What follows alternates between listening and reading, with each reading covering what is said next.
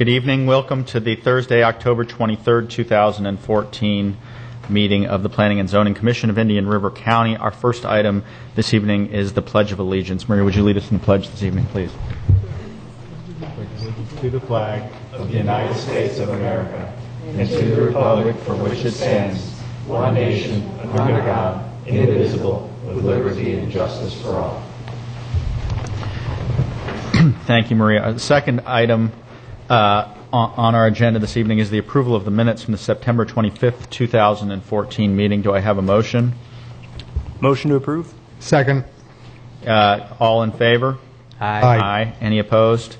Motion carries unanimously. Item number 3 is... Who seconded that motion? Dr. Day, and who made it? And Jordan Stewart. Jordan made the motion. Item number 3 is a public hearing this evening. It's the consideration of amendments to the LDRs, chapters 901, 911, and 971 to establish regulations for medical marijuana treatment centers. Good evening, Mr. Chairman and members of the Planning and Zoning Commission. Stan Bowling, County Community Development Director. This is a proposed land development regulation amendment that you all are considering at a public hearing tonight. Some background that's also included in the report that's available on the county website and was given to you all last week. On November 4th, under Amendment 2, if that is adopted, if it gets 60% or greater and is adopted, goes into effect, will open up medical marijuana uses in a broad fashion in a number of areas and a number of strengths in terms of the amount of THC in the substances allowed.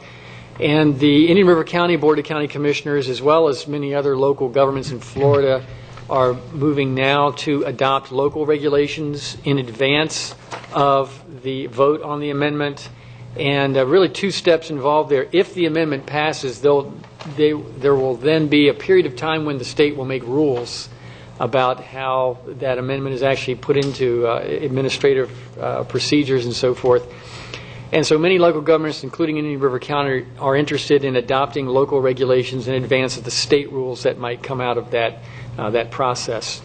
And the board has directed 2 approaches specifically to the county attorney, and we've taken up one of those. One is to amend the pain management clinic ordinance that was put together a few years ago when the pill mill type of issue was being addressed at the county level. That is not a land development regulation amendment.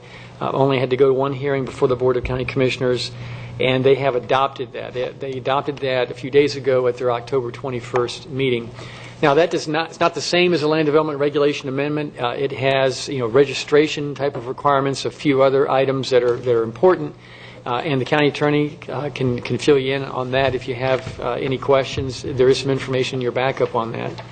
But what's before you all tonight is the second approach that the Board of County Commissioners directed us to take, and that was to amend the land development regulations to take a zoning approach to strictly regulate locations for marijuana-related operations, and we've done so. Again, the City of Vero Beach has taken a lead on this really in our area, and what we have proposed and is before your consideration tonight is largely following in the steps of Vero Beach with a few minor changes. Cocoa Beach, Daytona Beach, other municipalities have gone through this exercise. And in fact, you've got some information comparing all the different localities on what they're proposing at this moment. The county proposal, again, follows the City of Vero Beach proposal. It's our understanding that they'll have their second and final reading on November 4th. The trajectory of our own LDR effort is the public hearing here before you all this evening. Take it to the Board of County Commissioners on November 4th for the first of 2 public hearings the board has to hold, and the second one would be on November 18th. The proposal before you does not affect low THC medical marijuana. Some have just mentioned there's a term Charlotte's Web for that out there. That's already allowed under current state law, and this is for what would be opened up any level sort of THC content for marijuana if Amendment 2 passes. If Amendment 2 does not pass, we think it's likely the Board of County Commissioners will not adopt the LDR amendment at the final hearing on November 18th. So this is kind of a belts and suspenders safeguard. This issue of regulating marijuana-related uses, it's not restricted to Florida.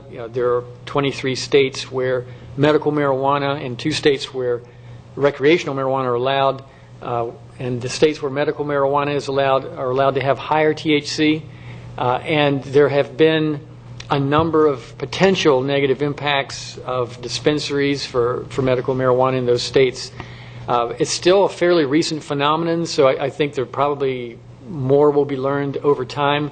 But the potential negative impacts right now, we've identified a few on this slide. There are even more that we stated in our report. And this is across multiple states and multiple localities. Increased crime, loitering, dealing in other drugs, security problems, exposure to minors, and driving under the influence. And that's really sort of driven a lot of the types of local government regulations and zoning approaches. And ours that's proposed before you all tonight is similar to many of those. Under the proposal before you, it would limit to just a few sites medical marijuana treatment centers, as we've defined them, on property zoned IG general industrial. It would be structured as an administrative permit use. It would have to come before the Planning and Zoning Commission with many criteria to meet. And a lot of the locational criteria, pretty much screen out many of the sites in many of the areas in the county. Very similar to the City of Vero Beach approach.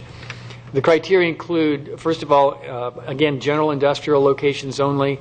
That would not be allowed in the West Gifford industrial commercial area. It's surrounded by residential, not appropriate.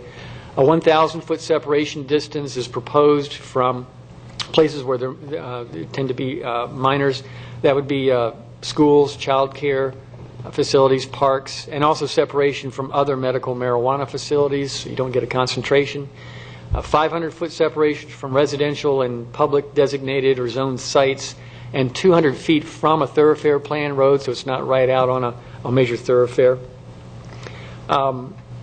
Also, in terms of the facility design itself and some of the services offered, it would prohibit drive-through facilities, on-site cultivation, on-site consumption of marijuana and alcoholic beverages, limit the hours of operation, and require security measures recommended by the Sheriff's Office, and again require the Planning and Zoning Commission approval as an administrative permit use. This is a map, and we didn't have the mapping available when your packet was sent out. And I want to describe there's just very few areas in the unincorporated area of the county.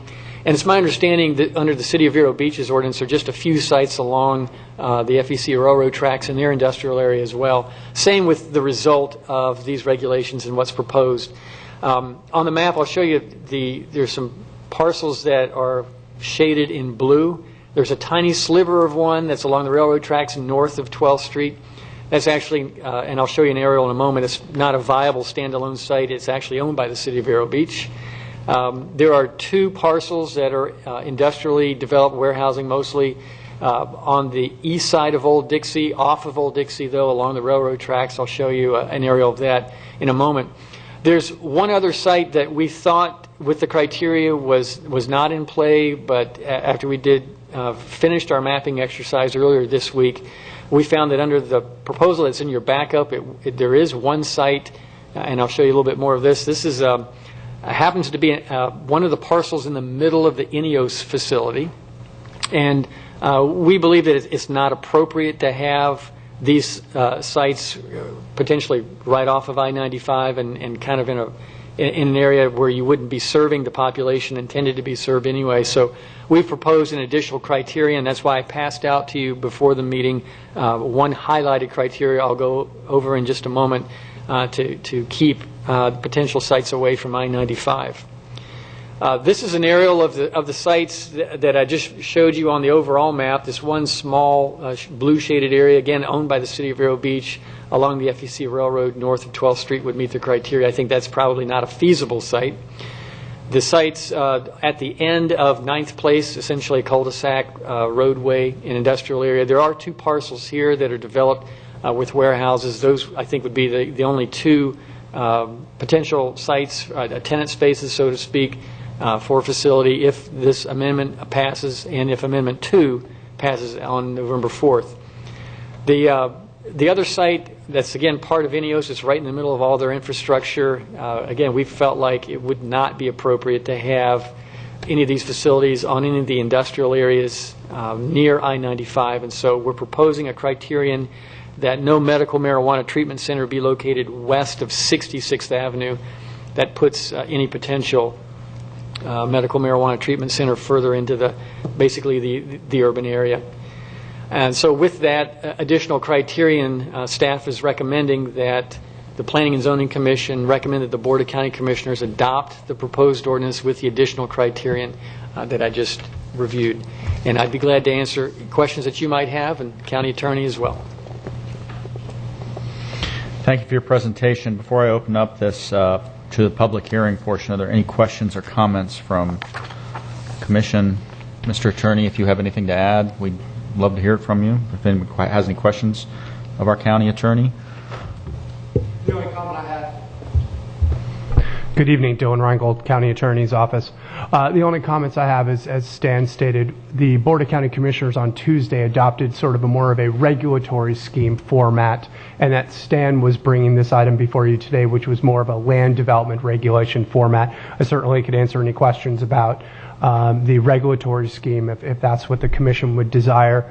The only other concept I want to raise, and I thought this was very important as was raised at the Commission meeting on Tuesday, was by no means was this a position of the board to support Amendment 2. This was merely an attempt to address the issue before it became law if it did. So a lot of the commissioners spoke in their opposition to Amendment 2, and that is their personal decision. However, they specifically supported the regulatory scheme in an effort to at least address the issues that may come up with the passage of Amendment 2 if it passes. Thank you. It seems like a prudent, proactive approach. Any other comments before I open up the public hearing?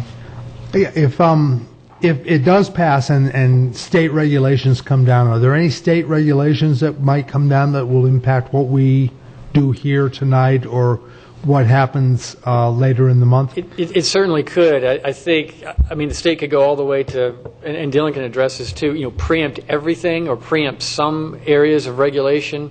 I think the idea is we're in a better situation if we have something in place on the books before they pass those state rules, which will probably take some time if Amendment 2 passes. But Dylan, I don't know if you have any other comments. No, Stan, you're exactly right. And this became a topic of a lot of local county attorneys throughout the state in trying to kind of tackle this issue. And the general theory that the local county attorneys came up with was it would probably be better for us to do something proactive, try to put something in place.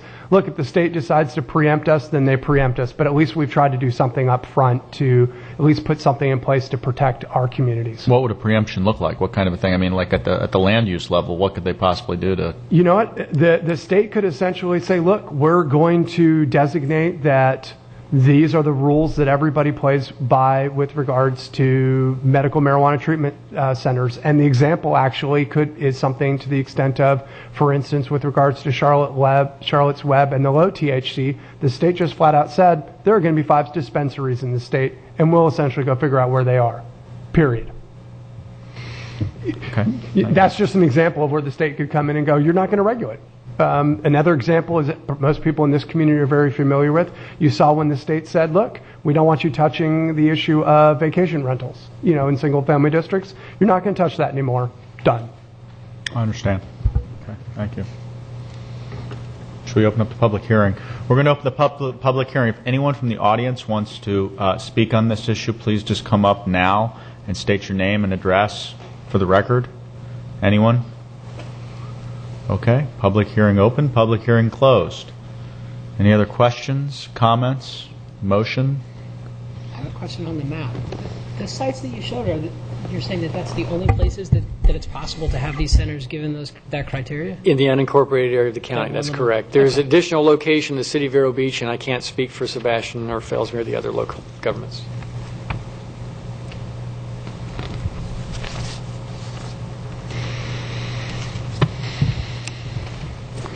Well, I'll move that we accept staff's recommendations. Second? Maria seconded that. All in favor? Aye. Aye. Any opposed? No. The motion passes unanimously. Item number 4, on this evening's agenda are commissioners' matters. Do any commissioners have any matters they'd like to bring before the board at this time? No. Item number 5, planning matters. Mr. Bowling? Thank you, Mr. Chairman. Since your last meeting, the Board of County Commissioners approved the Harmony Reserve PD between 33rd and 37th Street with the 2 conditions you all recommended be added on the limited clearing by phase and on the construction traffic coming from the west. They also approved the reserve at Vero Beach mixed use PD that you all recommended approval for, and that included restricting the commercial lot next to 60 Oaks and not allowing drive-through facilities on that one. I did also want to mention that the next meeting is scheduled for November 13th, and it does appear that we will have items and will need to have that meeting on November 13th. And then the only meeting, that would be the only meeting for November, and then we would normally have only one meeting in December scheduled, and that would be December 11th. That's all they have, Mr. Chairman. Quick question. On Full Gospel Assembly, one of our recommendations was the groups were going to get back together. Is that being facilitated? Is there any progress on that? It is, and I'll be glad to update you on that. A couple of things. The church and the engineer have come up with a few items to address. One is they've already made some changes to the sound system and the way that projects internally, and come up with some ways of addressing the sound issue. The church also started really organizing the parking now, the way that they're proposing for it to go, and you saw the pictures of not very organized. They organized it and took down data of what their actual parking accumulation is on different days of the week. And parking the way that it's shown on the site plan, essentially that's proposed, they had 13 cars parked at their peak time on Sunday. I think they're proposing 21 or 22, so that they showed you kind of how they can arrange it.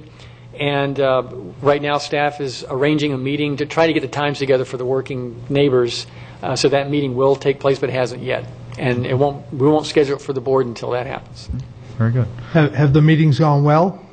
I think so. Yeah. I think so. At least, our meetings so far, with the engineer, they've showed some changes and showed how the organization actually will happen on the ground, and I think and made some changes to the sound system already. I think that at least has to be nothing but progress so far. Item number 6, any attorneys' matters this evening? None to bring forward to you this evening. Just thank you for allowing me to be here. Thank you for being here. And with that, we're adjourned.